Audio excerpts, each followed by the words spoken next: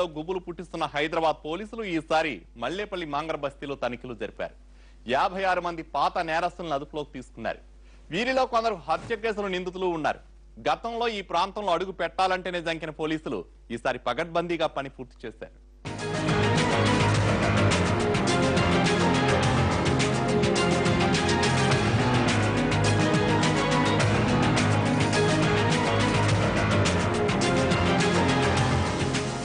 చిన్న చిన్న దొంగతనాల నుంచి భారీ దోపిడీలో హత్యలకు పాల్పడేవారు ఎక్కువగా ఉండే ప్రాంతం మల్లేపల్లిలోని మాంగర్ బస్తీ. హైదరాబాద్, సైబరాబాద్లోనే కాకుండా కరీంనగర్, మహబూబ్ నగర్, కర్నూలు వంటి చోట్ల కూడా ఈ బస్తీవాసులు దొంగతనాలకు పాల్పడుతుంటారు. మహిళలు కూడా మగ దొంగలను మించిపోయారు. ఈ ప్రాంతంలో పోలీసులు వ్యూహాత్మకంగా తనిఖీలు నిర్వహించారు.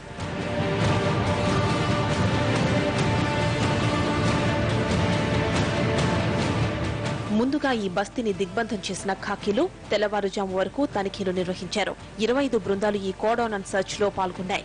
గతంలో మేడలపైకి ఎక్కి రాళ్లు విసిరిన ఘటనలు జరిగిన నేపథ్యంలో ఈసారి ముందుగానే మేడలపై పోలీసులు మాటు వేశారు. ప్రతి ఇంట్లోనూ సోదాలు నిర్వహించారు. 56 మంది పాత నేరస్తుల్ని అదుపులోకి తీసుకున్నారు. ఫుట్పాత్లపై నిద్రించే వారిని దారుణంగా హత్య చేసే టిల్లుతో పాటు సైకో అమీర్, ఖాదిర్ పోలీసులకు చిక్కారు. ఈ సోదాల్లో బంగారం, వెండి నగలతో పాటు మోటార్ సైకిళ్లు, మోటార్లు వంటి భారీ దొంగ సొత్తును స్వాధీనం చేసుకున్నారు.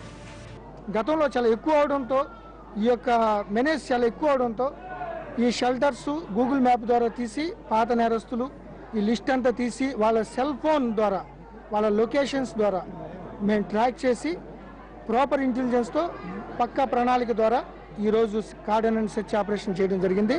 సుమారు 40 మందిని తీసుకోవడం జరిగింది. పోలీసుల్ని అడ్డుకోవడానికి దొంగలు విశ్వ ప్రయత్నాలు చేశారు. అన్యాయంగా తీసుకువెళ్తున్నారంటూ పోలీసులతో గొడవకు దిగారు. అన్యాయంగా తీసుకువెళ్తున్నారంటూ ఎదురు తిరిగారు.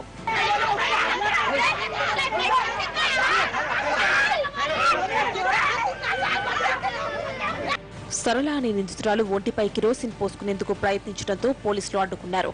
మరో మహిళ అయితే పోలీసులు పట్టుకోకుండా నగ్నంగా తయారవడంతో మహిళా పోలీసులు అదుపులోకి తీసుకున్నారు.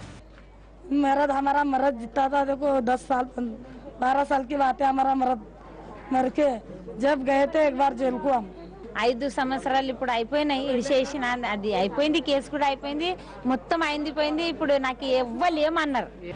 సేఫ్ అండ్ సేఫ్టీ సిటీగా నగరాన్ని తీర్చిదిద్దే లక్ష్యంతో కోడాన్ అండ్ సర్చ్ ఆపరేషన్ నిర్వహించామని పోలీసులు చెబుతున్నారు. ముందు కూడా మరిన్ని కోడాన్ అండ్ సర్చెస్ నిర్వహిస్తామంటున్నారు.